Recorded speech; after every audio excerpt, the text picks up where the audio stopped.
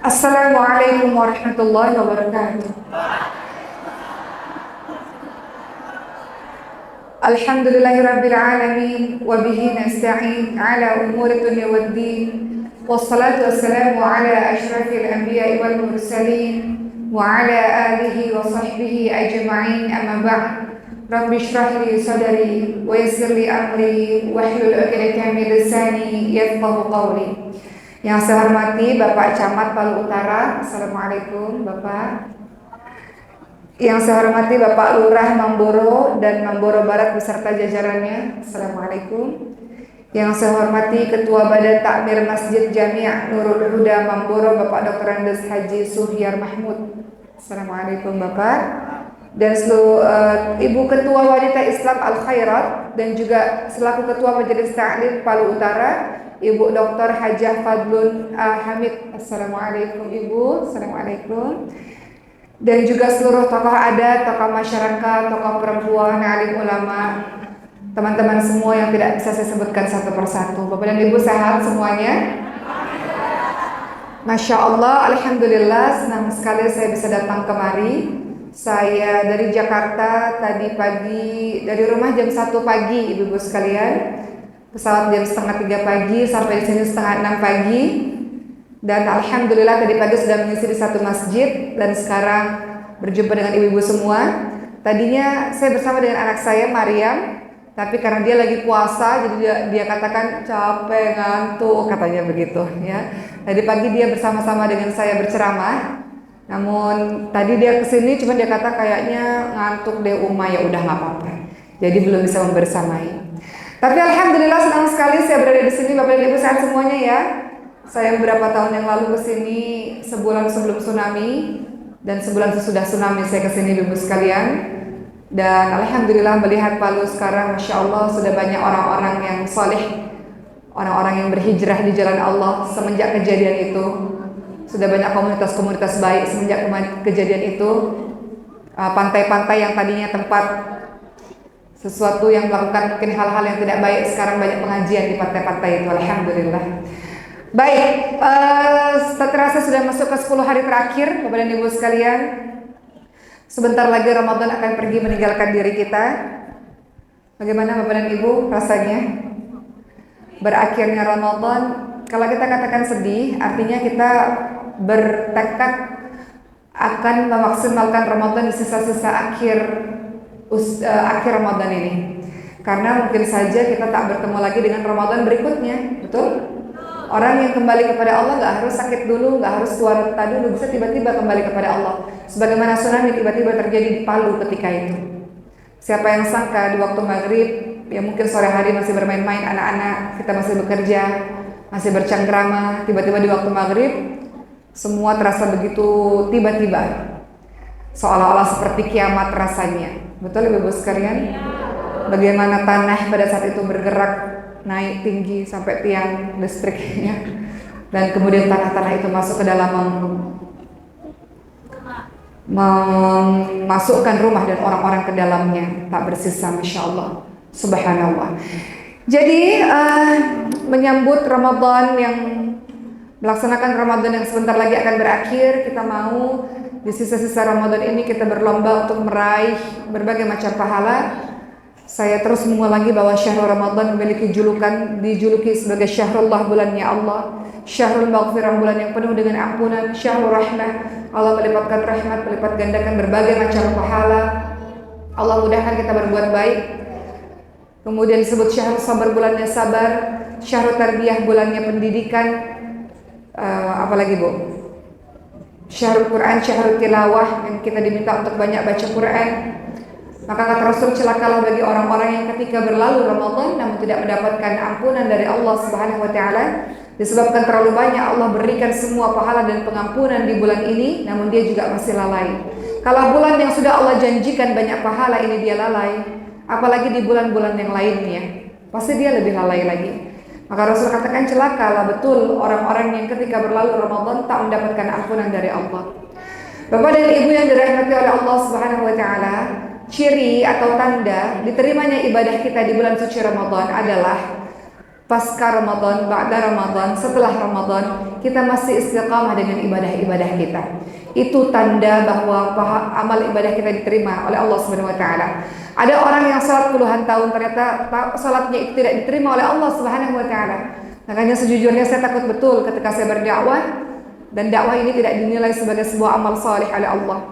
Makanya biasanya setiap akhir ceramah, biasanya saya berdoa khusus, saya minta agar Allah terima apa yang dakwah yang saya lakukan ini sebagai sebuah amal saleh. Begitu pula dengan kita ibu-ibu sekalian, bapak-bapak sekalian, betapa banyak orang yang menyangka sudah sholat puluhan tahun, sudah Ramadan bertahun-tahun dengan puasanya, dengan Qur'annya, namun nyata-nyatanya banyak yang tak diterima oleh Allah Subhanahu wa taala, mungkin sebab tidak ikhlas, mungkin sebab dia riya, mungkin sebab dia tak betul dalam melaksanakannya. Maka kita minta kepada Allah agar amal ibadah kita yang kita lakukan, baik puasa, tarawih, baik Quran kita, qiyamul lail kita, diterima oleh Allah. Tandanya adalah ba'da Ramadan tetap istiqamah. Kalau di Ramadan kita baca Quran, ba'da Ramadan tetap terus dengan Qurannya. Kalau ketika Ramadan kita qiyamul lail, menghidupkan malam dengan tahajud kita, kalau bulan Ramadan dengan tarawih, ba'da Ramadan tetap ada salat malam yang kita lakukan. Kalau di bulan Ramadan ada saum, ada puasa yang kita lakukan, ba'da Ramadan ada sunnah-sunnah juga puasa yang kita lakukan. Maka itu ciri diterimanya ibadah kita di bulan suci Ramadan. Kalau Ramadan pakai jilbab, ba'da Ramadan teruskan jilbabnya. Ada orang pakai jilbab di Ramadan saja, ba'da Ramadan dibuka jilbabnya. Pakai jilbab di Ramadan bagus, Masya Allah, tapi hendaknya lebih baik, afdal kalau terus melanjutkan memakai hijabnya. Jadi di sisa-sisa Ramadan terakhir kita, teman-teman sekalian, kembali hari ini kita akan mengingat bahwa begitu banyak pahala yang dilakukan, yang diberikan oleh Allah kepada kita. Dalam hadis riwayat Bukhari Muslim dijelaskan, setiap amal kebaikan yang dilakukan oleh manusia akan dilipat gandakan oleh Allah 10 hingga 700 kali lipat. Allah Subhanahu wa taala berfirman, kecuali amalan puasa. Kalau amalan-amalan lainnya pahalanya berlipat-lipat 10 sampai 700, kecuali amalan puasa sangat istimewa. Kenapa? Amalan puasa itu adalah untuk Allah, kata Allah, dan aku sendiri yang akan membalasnya. Disebabkan ketika dia berpuasa, dia meninggalkan syahwatnya, meninggalkan makanannya, minumannya karena aku. Bagi orang yang berpuasa akan mendapatkan dua kebahagiaan, yakni kebahagiaan ketika dia berbuka dan kebahagiaan ketika dia berjumpa dengan Tuhannya. Semua amal ibadah kita dilipat gandakan 10 sampai 700 kali lipat kecuali puasa. Maka kita bertanya-tanya, ada apa dengan puasa? Kenapa puasa ini Allah sendiri yang membalasnya? Artinya pahalanya tidak dibatasi, unlimited, tak terbatas pahalanya. Amalan-amalan lain dilipat gandakan, ada bilangannya. Tapi amalan puasa Allah sendiri yang membalasnya. Kenapa demikian? Dikarenakan orang-orang yang menjalankan ibadah puasa pasti di dalamnya dia menjalankan kesabaran. Maksudnya apa? Syahrul Ramadan dijuluki juga sebagai syahrul sabar, bulannya sabar. Ketika kita melaksanakan puasa, kita pasti sabar. Sabar tidak hanya dalam menahan lapar dan haus, tapi sabar menahan anggota badan dari bermaksiat kepada Allah Subhanahu wa taala. Lagi puasa mustahil dia berzina, malu dia dengan puasanya. Lagi puasa mustahil dia mabuk-mabukan. Betul Bu? Lagi puasa mau marah-marah saja pikir, oh saya lagi puasa. Lagi puasa kalau ada ajak orang berkelahi mengajak kita, saya nggak mau, saya sedang puasa. Betul? Sabar dalam menahan diri untuk berbuat maksiat kepada Allah Subhanahu wa taala. Sabar dalam melakukan amal saleh. Sabar dalam melakukan kebaikan-kebaikan. Ketika kita puasa, aliran darah kita itu mengecil. Sementara syaitan masuk melalui aliran darah. Makanya biasanya orang yang berpuasa itu nggak nafsu untuk melakukan maksiat itu, nggak ada tenaga juga untuk berbuat kejahatan. Maunya puasa, fokus, ibadah saja sudah. Begitulah orang-orang yang berpuasa, dia sedang menjalankan kesabaran. Sementara kita tahu dalam surah Az-Zumar ayat 10 dikatakan Allah Subhanahu wa taala berfirman, A'udzubillahi minasyaitonir rajim, innama yuwaffas sabiruna ajrahum bighairi hisab. Sesungguhnya orang-orang yang bersabarlah yang dicukupkan pahala tanpa batas. Jadi orang-orang yang puasa pasti orang-orang yang sabar. Sementara orang-orang yang sabar, janji Allah dalam surah Az-Zumar ayat 10, dapat pahala tanpa batas. Masya Allah, tanpa batas, teman-teman sekalian. Seperti yang kita tahu, sabar itu ada 3. Sabar dalam menahan ujian-ujian dari Allah, sabar dalam menahan untuk tak berbuat maksiat, dan sabar dalam beramal saleh. Teman-teman puasa pasti sabar. Kalau nggak sabar udah buka. Teman-teman tarawih perlu sabar. Kalau nggak sabar udah malas tarawih.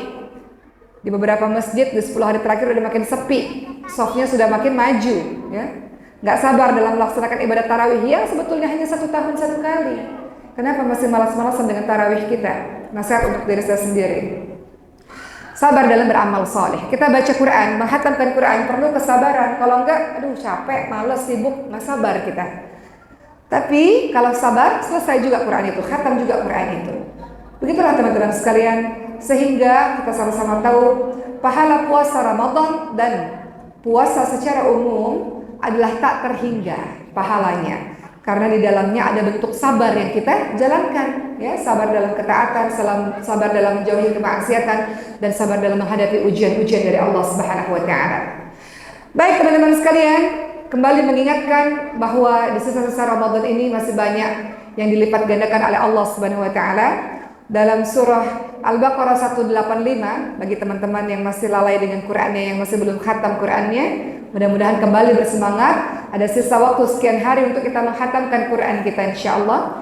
Saya banyak bersafari dakwah dan saya katakan dan saya bertanya kepada para jemaah, rata-rata mereka menghatamkan sebulan itu 3 kali khatam rata-rata. Yang paling tinggi saya temui jemaah di Makassar, ya. Usianya mungkin sudah 60 tahun lebih. Ketika saya tanya 1 bulan Ramadan ini berapa kali khatam, beliau katakan 10 kali khatam, kata beliau. Itu rekor ya. Ketika saya sampai dakwah saya belum ketemu lagi yang lebih dari 10 kali khatam. Rata-rata 3 sampai 7 kali khatam. Para jemaah biasanya begitu. Ya, jadi mudah-mudahan kita bersemangat untuk Syahrul Quran ini, Syahrul Ramadan ini adalah Syahrul Quran atau Syahrul Tilawah. Dalam surah Al-Baqarah 185 Allah Subhanahu wa taala berfirman, sebuah ayat yang masyhur yang teman-teman sudah tahu. Syahrul Ramadan alladzi unzila fihi al-Qur'an hudan lin-nasi wa bainatin minal huda wal furqan. Beberapa hari yang ditentukan itu ialah bulan Ramadan, bulan yang diturunkannya Al-Qur'an, sebagaimana Al-Qur'an itu berfungsi sebagai petunjuk bagi manusia dan penjelasan-penjelasan mengenai pembeda antara yang hak dan yang batil. Jadi bulan suci Ramadan, bulan diturunkannya Al-Qur'an, di mana Rasulullah SAW banyak sekali membaca Al-Qur'an bersama dengan malaikat Jibril. Begitu pula dengan kita. Ada tadarus Quran di masjid-masjid, ikuti. Di rumah tadarus Quran bersama dengan suami, dengan istri, dengan anak-anak, buat itu tadarus Quran. Tadi pagi Maryam bercerita. Mudah-mudahan nanti Maryam bisa sehat supaya bisa kesini ya. Tadi Maryam bercerita, ada jemaah yang bertanya pada Maryam. Pagi hari dia masih fit Bu, jadi dia masih semangat. Ada jemaah tanya kepada anak saya Maryam, kami mau tahu Maryam itu sekarang sudah hafal berapa juz? Maryam katakan, Maryam sekarang umurnya 8 tahun Ibu sekalian. Dia sudah hafal 3 juz. Kenapa 3 juz? Karena dia tidak hanya hidupnya hafal Quran saja, tidak. Dia ada sekolah, dia ada olahraga, dia ada masih main namanya anak-anak. Jadi dia hanya menyisihkan waktu satu hari itu 2 jam saja bersama dengan Quran. Dari umur 2 tahun sampai sekarang. Oleh karena itu ketika ditanya sama ibu-ibu tadi, jemaah tadi pagi, sehari itu menghabiskan waktu berapa jam untuk Quran? Kemudian dia katakan sehari itu 2 jam. Biasanya kalau tidak Ramadan, waktu yang dipakai untuk Maryam untuk bersama dengan Quran adalah jam 7 sampai jam 9 malam. Itu waktu bersama dengan Quran. Karena pagi sampai sore itu dia sudah sekolah dan ada main sedikit untuk dia. Begitulah teman-teman sekalian. Jadi, dan saya yakin di sini masih banyak yang hebat-hebat lebih daripada Maryam, anak-anak kita maupun diri kita, dari ibu-ibu sekalian. Yang penting adalah tidak berapa banyak jam yang kita habiskan, melainkan keistiqamahan kita setiap harinya berinteraksi dengan Quran. Syahrul Ramadan, momentum kita untuk kembali kepada Quran. Kita ini mayoritas Islam di Indonesia, namun pada kenyataannya 60%-nya buta huruf Al-Quran. Kenapa kita bisa buta huruf Al-Quran? Sementara masjid di mana-mana banyak, guru di mana-mana banyak, nggak mau keluar dari rumah pun sekarang online Quran juga banyak. Di pesantren kami menyediakan fasilitas belajar online Quran. Jadi nggak ada alasan untuk nggak bisa baca Quran. Ibu-ibu sekalian, saya cerita bukan bagian dari ria, insya Allah. Saya hanya cerita ini saja supaya memotivasi kita. Saya yakin di sini banyak ibu-ibu yang lebih hebat lagi. Ibu saya usianya menjelang 60 tahun. Sampai hari ini masih terus ngafalin Quran. Tahun lalu baru wisuda 10 juz Ibu sekalian. Dan beliau katakan kepada saya, nggak mau mati, nggak mau kembali kepada Allah sebelum semuanya saya hafalkan, kata beliau. Mau ngafalin semuanya di sisa-sisa usianya pada saat suaminya sudah tiada. Semoga Allah mengampuni dosa ayah saya dan Allah berikan di tempat yang terbaik insyaallah, amin amin rabbal alamin. Ketika suaminya sudah meninggal dunia, anak-anaknya sudah berkeluarga, maka untuk mengisi kesibukan beliau menghafalkan Quran di usia senjanya. Selain bersama dengan cucu-cucunya, beliau sibuk menghafalkan Quran. Kata beliau, mau matinya bersama Quran, mau nanti kalau Allah panggil bersama dengan Al-Quran. Begitu pula dengan kita, Syahrul Ramadan, Syahrul Quran, menjadi titik balik untuk kita lebih istiqamah lagi interaksi kita dengan Quran. Quran tidak tinggalkan kita yang tinggalin Al-Quran. Padahal Al-Quran adalah syafaat, dia sahabat terbaik di hari akhir. Quran dan puasa akan berkata kepada Allah, ya Allah izinkan aku memberikan syafaat kepadanya ya Allah. Kata puasa, gara-gara aku dia meninggalkan syahwatnya ya Allah, gara-gara aku izinkan aku memberikan pertolongan kepadanya di hari akhir. Kata Quran, gara-gara aku dia baca siang malam, gak ada istirahat ya Rabb. Gara-gara aku ya Allah dia sibuk dengan diriku, izinkan aku memberikan syafaat kepadanya. Sebagaimana kita setia bersama Quran di dunia, Quran dan puasa akan setia mendatangi kita nanti di hari akhir. Dia memberikan syafaat pertolongan kepada kita, sahabat terbaik kita. Begitulah teman-teman semua. Dan jangan lupa, Masya Allah, di bulan suci Ramadan ini masuk 10 malam terakhir sudah ada yang namanya Lailatul Qadar. Dan kita tidak tahu secara pasti tanggal berapakah itu. Hanya saja Rasulullah SAW bersabda, "Man qama Ramadhana imanan wa ihtisaban, ghufira lahu ma taqaddama min dhanbi." Barang siapa yang melakukan qiyam Ramadan, tarawih dan juga nanti ada qiyam di Lailatul Qadar, karena iman dan mengharap pahala dari Allah Subhanahu wa taala, maka dosa-dosanya yang telah lalu diampuni. Kita ini makhluk yang banyak dosanya. Kenapa ada orang hormat, ada orang sayang kepada kita? Bukan karena kita baik, bukan.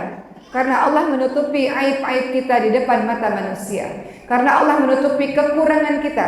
Karena Allah menutupi maksiatnya kita. Allah menutupi keburukannya kita. Sehingga orang hormat pada kita. Orang lihat kita indah, kita hebat, kita saleh, kita taat. Padahal kita yang paling tahu siapa diri kita sesungguhnya. Dosa kita itu sangat banyak. Namun maha baik Allah, Allah menutupi semua dosa-dosa kita di depan mata manusia. Dan Allah ingin di Ramadan ini kita kembali kepada Allah, sebagaimana Allah telah menutupi aibmu. Makanya ada orang yang tidak tahu diri, sudah ditutupi aibnya oleh Allah, ditutup betul-betul sama Allah kebusukan dia, siapa sesungguhnya diri dia. Masih terus bermaksiat, terus maksiat. Maka jangan heran suatu ketika sepandai-pandainya tupai meloncat akan jatuh juga. Udah ditutupi sama Allah, enggak bertobat juga. Allah buka sebuka-bukanya. Zaman sekarang gampang ditelanjangi oleh Allah Subhanahu wa taala. Gampang sekali, Bu. Kemarin terhormat punya jabatan tinggi, tiba-tiba Allah buka siapa sesungguhnya dirinya. Kalau Allah sudah berkuasa, gampang bagi Allah yang tadinya dipuja-puja setinggi langit Allah jatuhkan begitu saja. Karena maksiatnya jalan terus.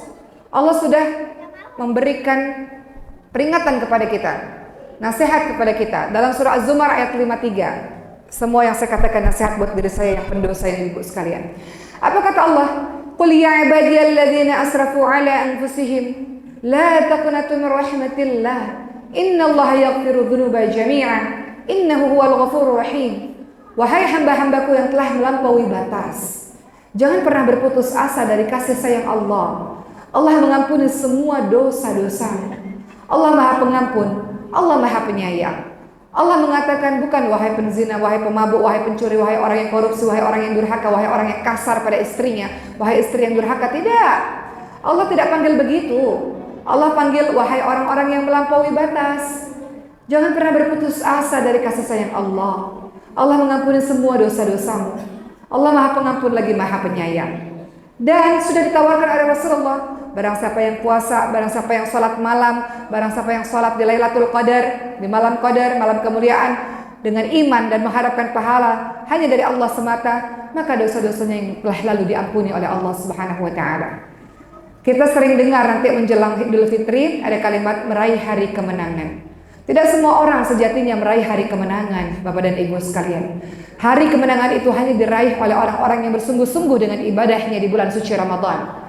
Bagaimana mungkin orang yang masih maksiat di bulan Ramadan dia katakan aku meraih hari kemenangan? Atau orang yang tidak bertaubat sungguh-sungguh dengan taubat dan nasuha, dia mengatakan aku meraih hari kemenangan. Atau orang-orang yang lalai, nggak tarawih dia.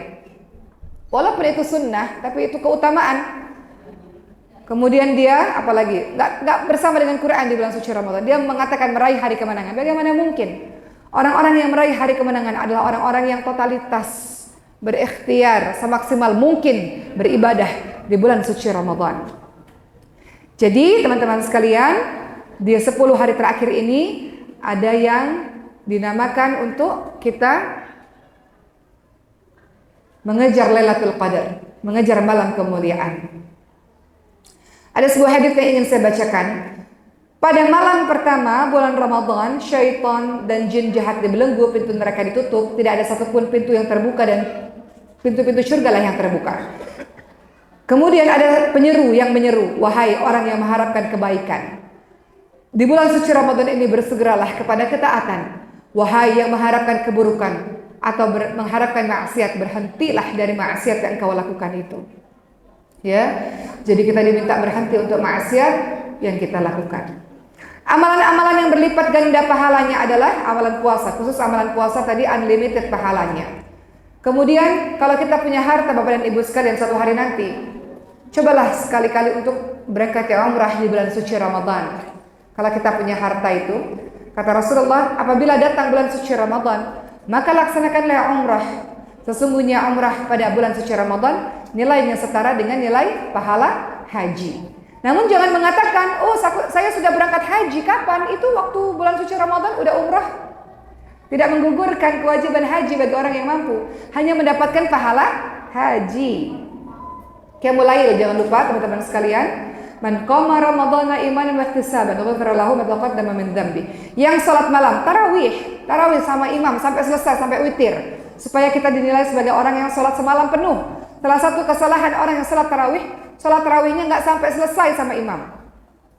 Padahal kalau kita salat tarawih bersama dengan imam sampai witir, sampai selesai, kita dinilai sebagai orang yang salat semalaman penuh. Ada pertanyaan, untuk wanita lebih afdol, lebih utama salat tarawih di mana? Coba saya tanya sama ibu-ibu semua. Untuk wanita lebih baik salat tarawih di mana? Coba tunjuk tangan yang bilang di rumah. Tunjuk tangan yang bilang di rumah. Tunjuk tangan yang bilang perempuan lebih baik salat di masjid. 50-50. Ibu-ibu lebih suka salat di rumah atau di masjid? Di masjid. Kenapa? Masjidnya dekat rumah, jadi ngapain salat di rumah gitu ya Bu? Kenapa mau salat di masjid? Lebih suka salat tarawih di masjid? Karena lebih fokus dan semangat. Kalau di rumah ngantuk, lalai, malas, betul? Maka jawabannya, perempuan lebih baik salat di mana? Waqarna fi buyutikunna. Perempuan memang lebih baik salat di rumahnya sendiri.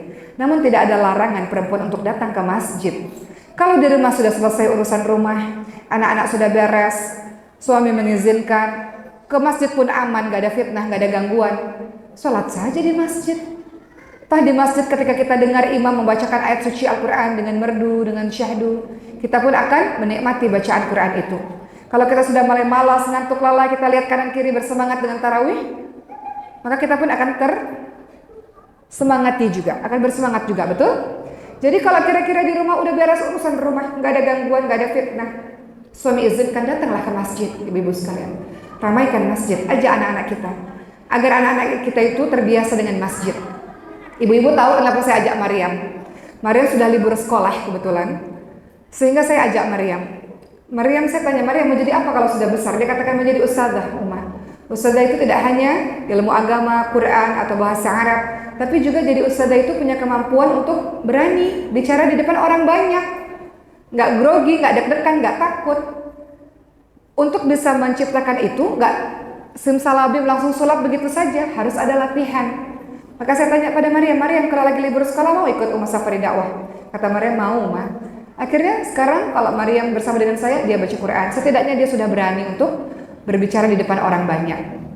Perlu yang namanya latihan terus menerus supaya tidak takut. Kembali lagi teman-teman sekalian, ya. Di bulan suci Ramadan ini, masya Allah, tadi Rasul katakan yang salat malam, yang puasa, yang sholat di Lailatul Qadar akan diampuni oleh Allah seluruh dosa-dosanya. Begitu juga bulan suci Ramadan, bulan yang kita dianjurkan untuk beriktikaf khususnya di 10 malam terakhir. Apa sih iktikaf itu artinya? Iktikaf adalah berdiam diri di masjid untuk beribadah dalam rangka mendekatkan diri kepada Allah Subhanahu wa taala. Jadi i'tikaf itu berdiam diri di masjid. Kadang-kadang kita kerja, kita sibuk, ya sudahlah. Tapi kita perbanyak waktu di masjid. Supaya apa? Supaya fokus. Tadi Ibu katakan sholat tarawih di masjid lebih senang di masjid. Kenapa? Biar fokus. Nanti kalau sudah di luar masjid sudah sibuk dengan urusan dunia. Jadi Rasul itu biasanya di 10 malam terakhir beliau itu mengikat tali pinggangnya erat-erat, tidak menyentuh istrinya untuk bisa beribadah i'tikaf di masjid. Ya. Dikatakan bahwa Nabi Muhammad SAW beriktikaf di 10 hari terakhir di bulan suci Ramadan hingga Allah mewafatkannya. Ketika beliau wafat, istri-istri beliau lah yang meneruskan untuk beriktikaf sepeninggalannya. Jadi perempuan-perempuan silakan beriktikaf, berdiam diri di masjid. Di Jakarta itu ada beberapa masjid yang memang disediakan untuk beriktikaf. Jadi teman-teman cari saja masjid-masjid di mana yang kita bisa beriktikaf. Insya Allah di antara malam-malam ini kita mendapatkan Lailatul Qadar. Lailatul Qadri khairu min alfi syahr. Malam kemuliaan yang lebih baik daripada 1000 bulan, teman-teman semua. Sejenak saya mau bahas tentang Lailatul Qadar terlebih dahulu karena siapa tahu malam ini Lailatul Qadar. Ya Bu ya? Atau siapa tahu besok Lailatul Qadar, kita nggak tahu. Ya. Membicarakan tentang Lailatul Qadar Ibu sekalian. Dalam surah Al-Qadar dikatakan a'udzubillahi minasyaitonirrajim inna anzalnahu fi lailatul qadar wa ma adraka ma lailatul qadar lailatul qadri khairu min alfi syahr tanazzalul malaikatu waruhu fiha biidzni rabbihim min kulli amr salamun hiya hatta matla'il fajr. Malam kemuliaan itu lebih baik daripada 1000 bulan. Pada malam itu turun malaikat-malaikat dan malaikat Jibril dengan izin Rabbnya untuk mengatur segala urusan. Malam itu penuh kesejahteraan sampai terbit fajar. Andaikan mata kita ini bisa melihat perkara yang gaib, bisa melihat para malaikat-malaikat, kita nggak bisa lihat lagi space, ruang. Saking padatnya diisi oleh malaikat-malaikat yang turun, Ibu sekalian. Malam Lailatul Qadar itu malam malaikat turun. Ini majelis ilmu, majelis di mana kita banyak baca Quran, banyak mengingat Allah, pun banyak malaikatnya. Tapi kita nggak lihat saja. Malaikat itu meletakkan sayap-sayapnya kepada para penuntut ilmu. Makanya biasanya kalau turun malaikat berarti ada ketentraman dan ketenangan. Makanya orang-orang yang di rumahnya atau di rumah Allah ini mereka baca Quran, mereka menuntut ilmu agama, pasti rasanya tenang, tentram. Disebabkan banyak malaikat-malaikat yang turun bersama dengan kita. Kita nggak bisa lihat aja Bu. Kalau kita bisa lihat kita takjub. Masya Allah banyaknya malaikat-malaikat pada hari ini. Apalagi Lailatul Qadar. Malam yang Allah turunkan banyak sekali malaikat, termasuk malaikat Jibril. Ya, mari kita lihat keutamaan Lailatul Qadar supaya kita bersemangat. Lailatul Qadar diturunkannya Al-Quran, seperti yang Ibu tahu. Nuzulul Quran itu turunnya Al-Quran di Lailatul Qadar. Kemudian Lailatul Qadar itu Ibu sekalian tidak hanya sebagai bulan diturunkannya Al-Quran, ya, atau waktu diturunkannya Al-Quran. Tapi Lailatul Qadar itu juga dikatakan lebih baik daripada 1000 bulan. Apa maknanya? Amalan di Lailatul Qadar lebih baik dari amalan di 1000 bulan. Maknanya adalah salat dan amalan pada Lailatul Qadar lebih baik dari salat dan puasa di 1000 bulan yang tidak terdapat Lailatul Qadar. Atau maknanya adalah kalau kita beribadah di malam itu ba'da maghrib sampai subuh, yang namanya malam itu ba'da maghrib sampai subuh, maka kita beribadah seperti beribadah selama 83 atau 84 tahun. Nggak semua orang umurnya sampai umur 80-an, betul Bu? Kata Rasul, umatnya Rasul itu hanya 60 sampai 70 tahunan saja. Kalau sudah lebih daripada itu bonus. Jadi kalau ibu sudah 60 ke atas bonus kehidupan. Umur 40 tahun itu jadi warning. Umur 40 tahun sudah selesai kesibukan dunia yang begitu banyak, kurangi sedikit demi sedikit, bukan selesai, kurangi, perbanyak untuk mempersiapkan diri menuju kepada Allah Subhanahu wa taala. Batas 40 tahun. Kalau 40 tahun itu masih main-main, seterusnya main-main. Tapi kalau 40 tahun sudah banyak menghabiskan diri untuk mempersiapkan perjumpaannya dengan Allah, niscaya di umur-umur selanjutnya menjadi lebih mudah, ibu-ibu sekalian. Lailatul Qadar keutamaan yang ketiga, dia malam yang penuh dengan keberkahan, ya. Malam yang penuh dengan keberkahan, penuh dengan kebaikan-kebaikan Allah. Yang keempat, malam itu malam ketika malaikat Jibril dan seluruh malaikat-malaikat turun karena banyaknya keberkahan di malam itu. Malaikat turun artinya turunlah keberkahan dan rahmat, keberkahan dan kasih sayang Allah Subhanahu wa taala. Yang kelima, Lailatul Qadar itu disifati dengan salam, yaitu malam yang penuh dengan keselamatan, di mana syaitan tidak dapat berbuat apa-apa di malam itu, ya, tidak dapat mengganggu orang lain di malam itu. Demikianlah yang dijelaskan teman-teman sekalian, malam itu banyak orang yang selamat dari hukuman dan siksa dari api neraka. Yang keenam, Lailatul Qadar itu malam dicatatnya takdir tahunan. Dalam surah Ad-Dukhan ayat 4 disebutkan pada malam itu dijelaskan urusan yang penuh dengan hikmah, ya. Jadi Allah merinci takdir-takdir kita itu. Ketujuh, dosa setiap orang yang ketika dia beribadah di Lailatul Qadar diampuni oleh Allah Subhanahu wa taala. Ada orang berkata, kalau haid gimana? Kalau wanita haid, bisakah kita mendapatkan Lailatul Qadar? Bisa. Ibu-ibu masih bisa beribadah. Yang ibu-ibu nggak bisa beribadah itu sholatnya saja. Beristighfar, minta ampun kepada Allah, berzikir kepada Allah, mau pegang Quran tapi Quran terjemah, Quran yang banyak tafsirnya, itu silahkan saja. Ya, yang nggak boleh itu kalau lagi haid pegang Quran yang mushaf, Quran yang semuanya mushaf asli, itu nggak boleh. Tapi sisanya silakan untuk beribadah kepada Allah Subhanahu wa taala. Pertanyaannya, kapan Lailatul Qadar itu terjadi? Kata Rasulullah dalam hadis riwayat Bukhari, carilah Lailatul Qadar pada 10 malam terakhir di bulan suci Ramadan, ya. Sekarang-sekarang ini nih waktunya. Jadi jangan sibuk buat kue, Bu. Ibu sibuk buat kue, jadinya lupa beribadah kepada Allah Subhanahu wa taala, ya. Buat kuenya jangan sampai membuat kita di malam-malam kita itu enggak menghidupkan malam. Biasanya orang-orang saleh itu malamnya enggak tidur justru, Bu. Menghidupkan malam sampai subuh. Baru nanti siang ada istirahat sejenak. Sedikit informasi Ibu sekalian, apa sih tanda-tanda Lailatul Qadar? Nanti malam kita perhatikan. Tanda-tandanya ada enggak nih? Udara dan angin sekitar terasa tenang. Udaranya tenang, dia nggak berhembus kencang sekali, nggak, dia udaranya tenang. Kata Rasulullah, Lailatul Qadar adalah malam yang penuh dengan kelembutan, cerah, dan tidak begitu panas, tidak juga begitu dingin. Pada pagi hari, matahari bersinar lemah dan nampak kemerah-merahan, nggak terlalu menyengat sinarnya. Itu tanda malamnya adalah Lailatul Qadar. Kedua, tanda Lailatul Qadar Ibu sekalian, malaikat menurunkan ketenangan, sehingga manusia merasa ketenangan. Ciri-cirinya apa? Kita merasakan lezatnya beribadah di malam itu.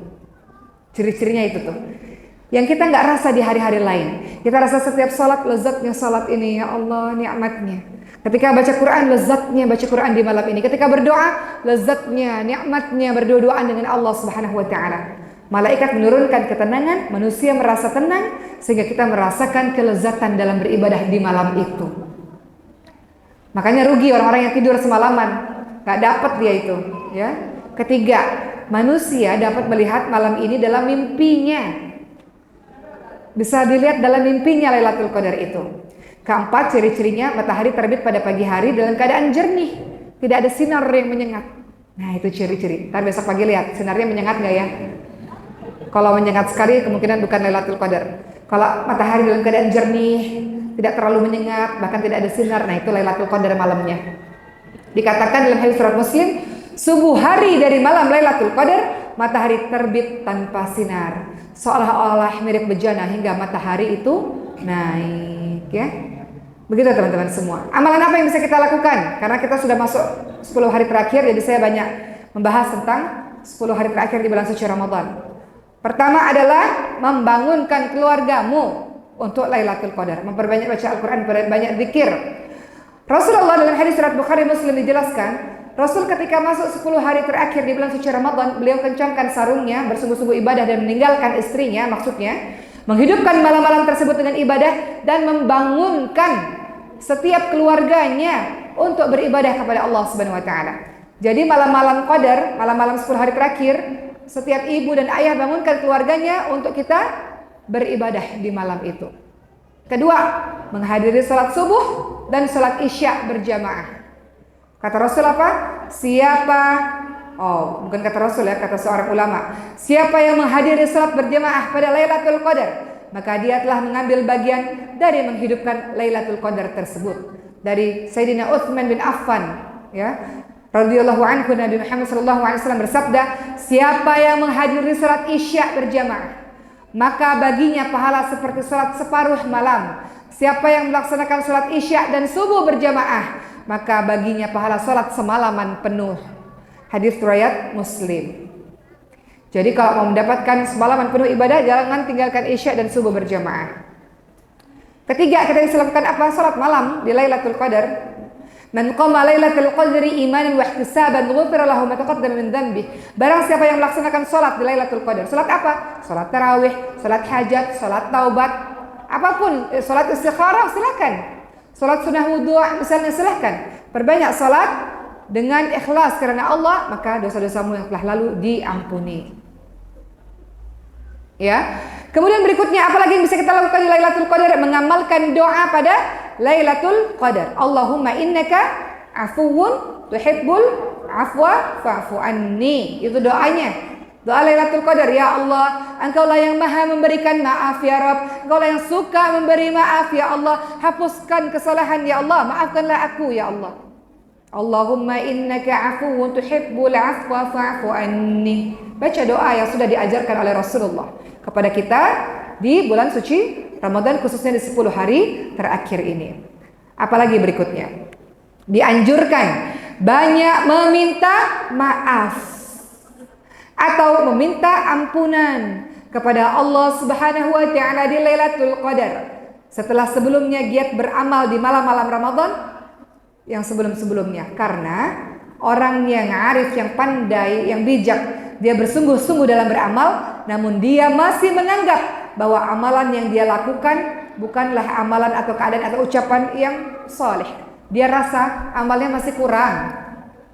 Makanya dia minta ampun sama Allah. Ampun untuk apa? Kan sudah beribadah 20 hari kemarin. Minta ampun atas kekurangan kita yang belum maksimal dalam beribadah. Ibu-ibu beristighfar itu ada dua keadaan loh. Pertama, beristighfar ketika kita setelah melakukan maksiat, kita beristighfar minta ampun, boleh? Kedua, beristighfar setelah melakukan amal salih. Iya enggak? Ibu-ibu setelah sholat istighfar enggak? Kenapa istighfar? Kan enggak buat dosa, kan setelah melakukan amal salih. Karena bisa saja, boleh kursi di sini?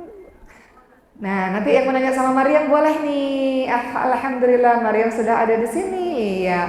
Kenapa kita beristighfar ibu-ibu sekalian setelah kita melakukan amal salih? Karena bisa saja ketika kita beribadah, ibadah kita itu nggak maksimal, betul?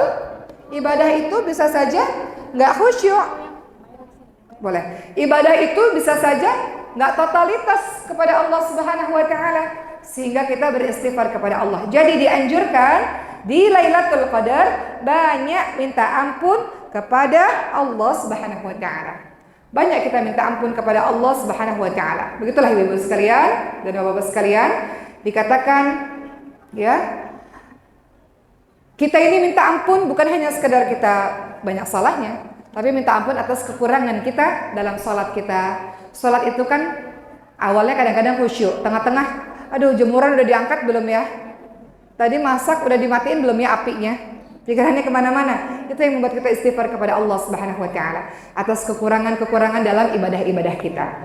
Begitulah teman-teman sekalian, sehingga mudah-mudahan di bulan suci Ramadan ini kita bisa menjadi orang yang sungguh-sungguh ya dalam mengamalkan ibadah-ibadah kita, menjadi orang yang totalitas dalam bacaan Quran kita. Di sini ada Maryam, saya mau nanya dulu sama Maryam, boleh ya Bu? Assalamualaikum ya Maryam. Anti mutabal ya? Saya tanya, kamu capek ya hari ini? Iya katanya. Ya Maryam, kaifa haluki? Alhamdulillah bi khair. Ana urid anti taqra'i Maryam surah madza turidin? Surah madza? Surah Al-A'la. Al-A'la. Nah, Maryam mau baca surah Al-A'la katanya Bu. Nanti ibu-ibu boleh bertanya sama Maryam ya. Teman-teman boleh bertanya sama Maryam, sekalian dia belajar bicara ibu-ibu sekalian ya. Hai Maryam, anti taqra'i al-an surah Al-A'la. Tafadhali ya Maryam. A'udzu billahi minasy syaithanir rajim. Bismillahirrahmanirrahim. Sabbih Ustaz Yunus sekarang panggil. الذي خلق فسوى Rumah selesai jam berapa? والذي Jadi mau ceramah jam berapa? قدر Hah? فهدى Oh.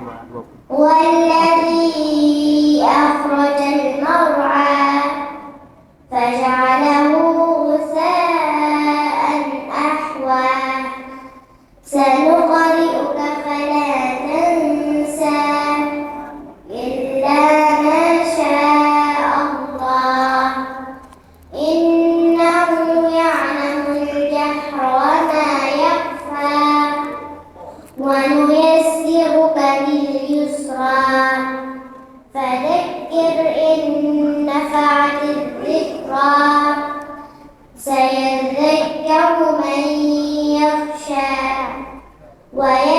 ويتجنبها الأشقى الذي يصلى النار الكبرى ثم لا يموت فيها ولا يحيا قد أفلح من تزكى وذكر اسم ربه فصلى بل تؤثرون الحياة الدنيا والآخرة خير وأبقى إن هذا لفي الصحف الأولى صحف إبراهيم وموسى صدق الله العظيم. Dan terakhir, Maryam akan membacakan surah Al-Baqarah ayat 186 yang kita sama-sama tahu bahwa bulan suci Ramadan adalah bulan Allah mengabulkan semua doa-doa kita, ibu-ibu sekalian, bapak-bapak sekalian.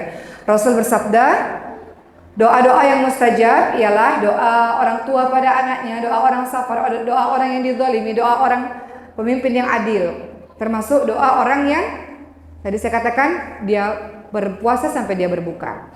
Jadi di bulan suci Ramadan ketika Allah banyak mengabulkan doa-doa kita, mintalah kepada Allah Subhanahu wa taala kekuatan, keistiqamahan agar kita bisa totalitas dalam melaksanakan berbagai macam ibadah sampai akhir Ramadan dan sampai seterusnya. Yang menjadikan ibu istiqamah dengan tarawih ibu-ibu semua, Allah, bukan ibu-ibu dan bapak-bapak sendiri, betul? Yang membuat ibu-ibu istiqomah, bapak-bapak istiqomah, sholat terus-menerus di masjid 5 waktu misalnya untuk para bapak. Allah yang memberikan hidayah, Allah yang memberikan kekuatan, Allah yang memberikan semangat. Yang buat kita bisa khatam Quran, Allah yang buat itu, Allah yang memberikan kita kekuatan itu. Maka minta kepada Allah, tidak hanya doa untuk keluarga kita, tidak hanya doa untuk urusan-urusan yang lain, tapi minta pada Allah agar Allah mudahkan kita dalam beribadah kepada Allah Subhanahu wa taala. Minta kepada Allah agar anak dan diri kita, cucu-cucu kita, keturunan kita adalah orang yang mencintai Al-Qur'an. Allahumma arhamna bil Qur'an, Allahumma ij'alna min ahli Al-Qur'an. Berdoa kepada Allah. Yang buat Maryam menghafal Quran siapa? Maryam sendiri atau Allah yang kasih kekuatan sama Maryam? Allah yang kasih. Jadi kita harus berdoa terus-menerus supaya Allah berikan kita taufik pertolongannya untuk kita istiqamah bersama dengan Quran dan melakukan amal saleh lainnya. Dalil yang menyatakan bahwa Allah Subhanahu wa taala mengabulkan semua doa-doa kita dalam surah Al-Baqarah 186, Allah Subhanahu wa taala berfirman, A'udzu billahi minasy syaithanir rajim. Wa idza sa'alaka 'ibadi 'anni fa inni qarib. Ujibu da'watad da'i idza da'an. Falyastajibu li wal yu'minu bi la'allahum yarshudun. Nah. Baik, ibu-ibu sekalian, dikatakan, dan apabila hamba-hambaku bertanya kepadamu Muhammad tentang aku, maka sesungguhnya aku sangatlah dekat, kata Allah. Aku kabulkan permohonan orang-orang yang berdoa. Apabila dia berdoa kepadaku, maka hendaklah mereka itu memenuhi perintahku dan beriman kepadaku agar mereka memperoleh kebenaran. Jadi Allah Subhanahu wa taala menginformasikan kepada kita, Allah mengabulkan semua doa-doa kita. Sebelum terakhir saya tutup dengan bagaimana cara Allah agar cepat mengabulkan doa kita, yang tentunya ada adab-adabnya. Mari kita tanya pada Maryam terlebih dahulu. Maryam kalau berdoa, kalau boleh tahu doanya isinya apa saja, Maryam? Doanya, kalau lagi doa, doanya apa aja sih isi doanya? Berdoa untuk apa saja sih? Yang kenceng nak? Semua sehat. Sehat. Kenapa sehat? Karena Sulaimannya? Karena sudah lagi sakit. Oh iya. Terus apalagi yang kedua? Supaya sehat. Terus? Semoga Yang kuat nak? Apa? Dibantu Qurannya. semoga Al-Quran bagus. Hafalan Qurannya bagus. Dah? Semoga Maryam jadi apa? Ustazah. Maryam mau jadi apa kalau udah besar nak? Jadi ustazah.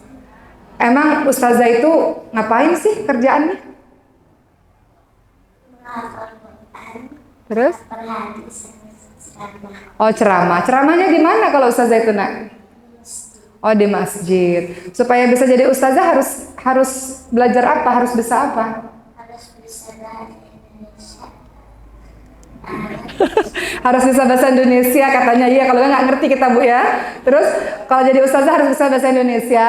Terus bahasa Arab. Terus bahasa Inggris. Terus Qurannya?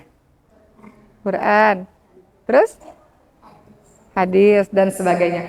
Harus bisa bahasa Indonesia katanya, bahasa Inggris, bahasa Arab, hadis dan sebagainya. Oke, sebelum nanti Ibu tanya kepada Maryam, saya mau menyampaikan sedikit sampai nanti kita lihat video itu.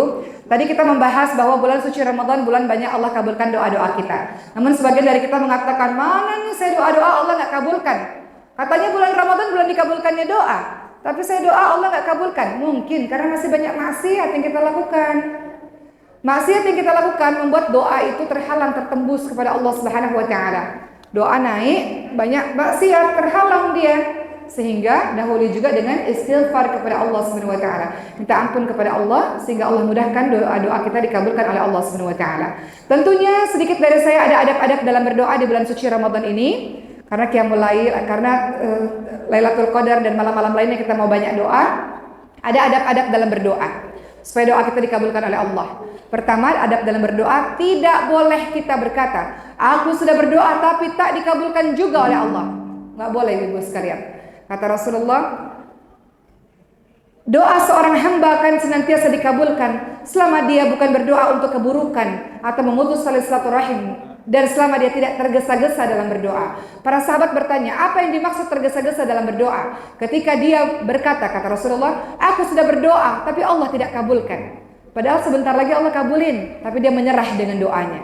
Jadi nggak boleh ibu sekalian kita menyerah dalam doa. Ingat bagaimana kisah Nabi Zakaria alaihissalam, ada dalam surah Al-Anbiya 89. Berdoa puluhan tahun supaya dapat anak. Di usia senja, setelah sekian puluh tahun baru doa itu dikabulkan. Nabi Zakaria alaihissalam itu orang yang saleh, sabar dalam doanya teman-teman semua. Dan doa itu dikabulkan oleh Allah di waktu yang tepat. Kedua, menghadirkan hati ketika berdoa kepada Allah. Hadirkan hati, betul-betul kita perlu dan membutuhkan doa itu.